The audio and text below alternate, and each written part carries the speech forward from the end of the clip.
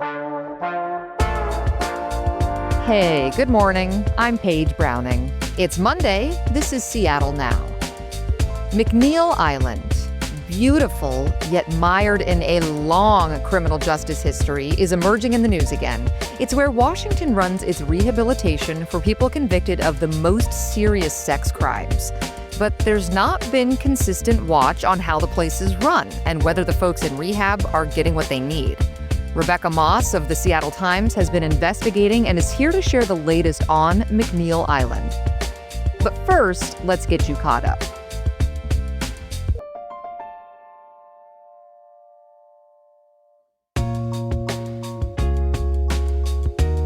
If your primary ballot's still sitting on your counter, you have one more day to return it. Seattle voters are narrowing down their choices for mayor, city council, county executive, and a number of other races.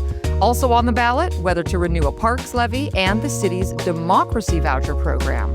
You have until 8 p.m. tomorrow night to postmark your ballot or return it to a drop box.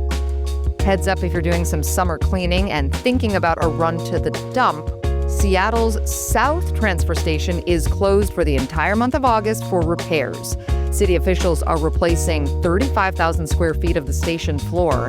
Seattle's North Transfer Station is still open. You can also use the city's special item pickup service for things like mattresses, box springs, and some appliances. And Microsoft is trying to keep its artificial intelligence division out of a copyright lawsuit. The New York Times and other news organizations are suing Microsoft and OpenAI for copyright infringement. According to GeekWire, Microsoft argued in a legal filing that its Copilot AI assistant should be excluded from the lawsuit because it didn't exist at the time the lawsuit was filed. News organizations filed a federal lawsuit in 2023 claiming Microsoft and OpenAI were scraping copyrighted news stories to train their AI models. Check back for more headlines on tonight's episode of Seattle Now.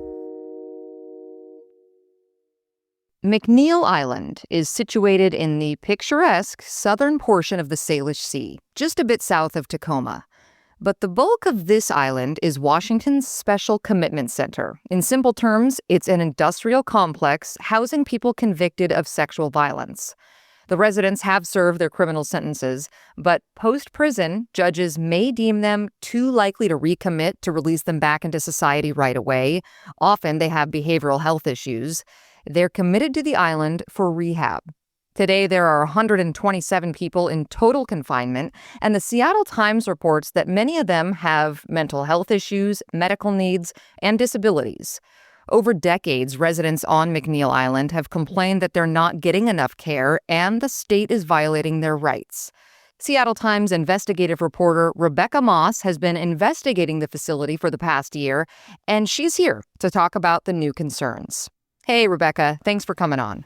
Hi, thanks for having me. McNeil Island is often a place that's overlooked both by watchdogs and the general population. Is there something in the nature of who is committed to McNeil Island that makes them particularly vulnerable to civil rights violations or just general lack of oversight? The basis for commitment has an interesting caveat in Washington law, which is a term that is only in Washington law as a legal term versus an actual definition, but is mental abnormality. So it is not just that somebody has a history of sexual violence, but that there may be psychiatric disorders or conditions that are considered as part of the commitment process. And as a result, there are people on the island who have severe mental health issues and histories of a lot of trauma and people with developmental disabilities. And there's also an aging population that's very medically fragile. So there are people who do have high needs. And also there are people on the island who have been institutionalized in various ways for decades, either in prison or other psychiatric facilities or at the commitment center. And so that makes people more likely to have serious medical issues and to have been more likely not to have been given care over a long period of time. And I understand these are people that have victimized other people, other humans, and convicted of that and served terms. Yet they still have human needs and medical needs. Rebecca, out of these complaints and civil rights cases, have reforms come to the facility?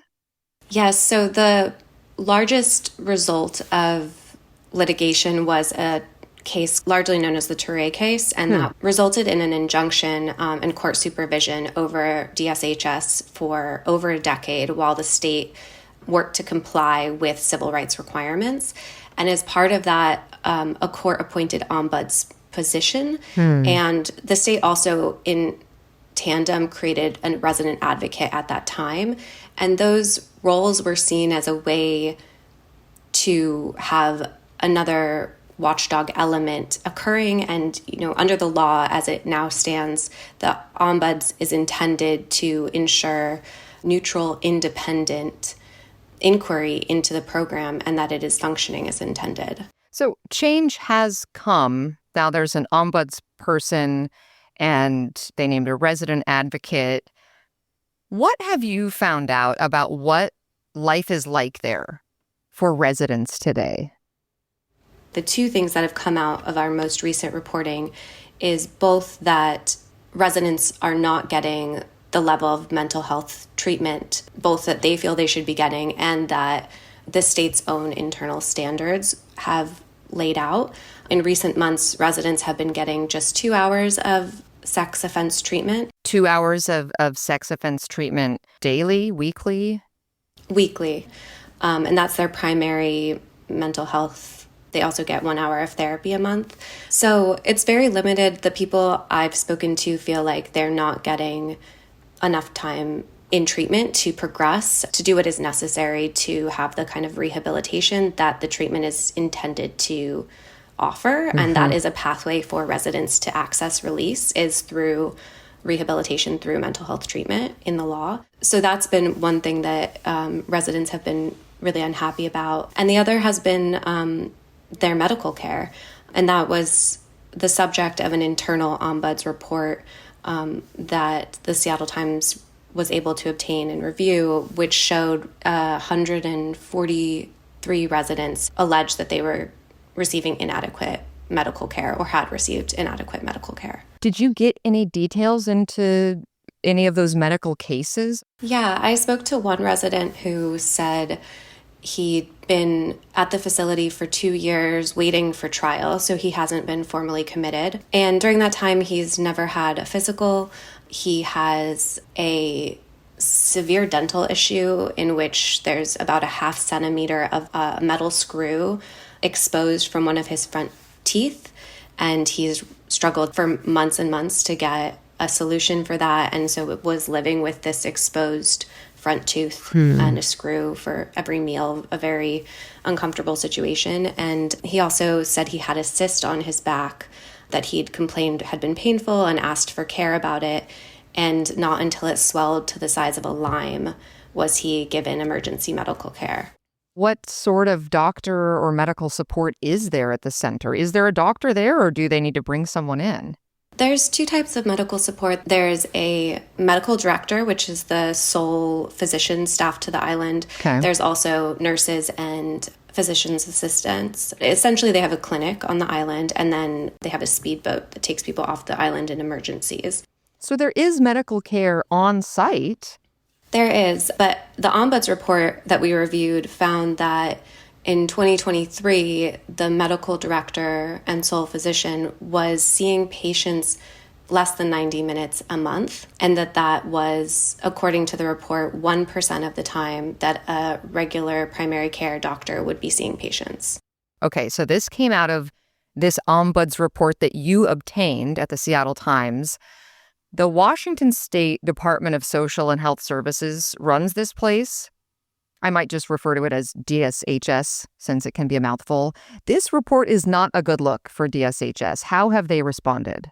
They've responded to us. I spoke with the medical director for DSHS, Dr. Weiblinger, and he said that he reviewed the report and he found that care had been provided, and he said that basically the distinction between what was in the report and DSHS's response was essentially came down to residents' expectations for care, and said that that was a common issue in the medical community at large. Suggesting that they had too high of standards for medical care?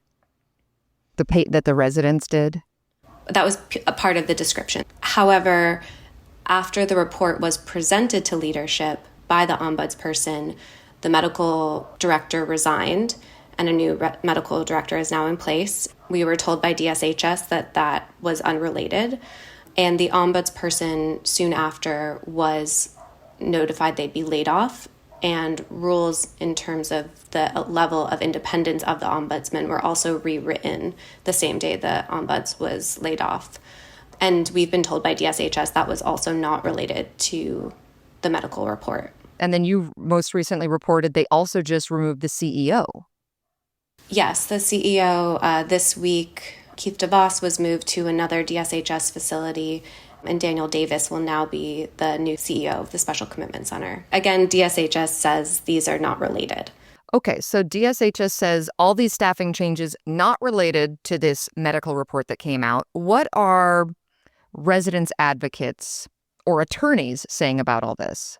Certainly the attorneys that I spoke to about this and staff who were familiar with the issue, who spoke with me anonymously to protect their jobs, essentially said that there was a lot of concern about this behavior, and that also was echoed by lawmakers I spoke with, that this had the appearance of really limiting the opportunity for necessary scrutiny of a very isolated population that is entirely dependent on the state for care. From what you're hearing, what would it take to ensure that there is proper oversight for the treatment of people committed to live on McNeil Island, that they get proper care? I spoke with another ombudsperson for the Developmental Disabilities Administration, or that was its former name, but who looks at care for people with developmental disabilities within DSHS.